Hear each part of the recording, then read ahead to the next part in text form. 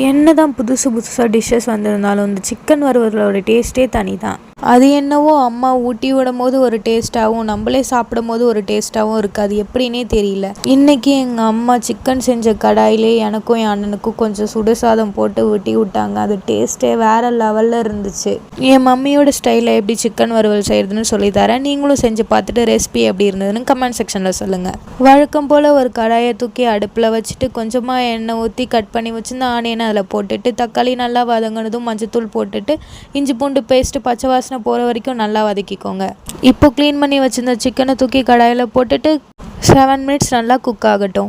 தென் என்ன மசாலாவை ஆட் பண்ணிடலாமா? 1 spoon காரத்தூள், 1/2 spoon garam masala, 1/2 spoon மல்லித்தூள் ஆட் பண்ணிவிட்டு கொழும்பு மிளகாய் பொடி வச்சுருப்போம் இல்லையா, அது 2 ஸ்பூன் ஆட் பண்ணிக்கோங்க. தென் ஒரே ஒரு டம்ளர் தண்ணி ஊற்றிக்கோங்க. இப்போ இது நல்லா ட்ரை ஆகிற வரைக்கும் ரோஸ்ட் பண்ணிக்கோங்க. அவ்வளோதான், சிக்கன் வறுவல் ரெடி. இதை நீங்களும் ட்ரை பண்ணி பாருங்கள். டாடா பாய்.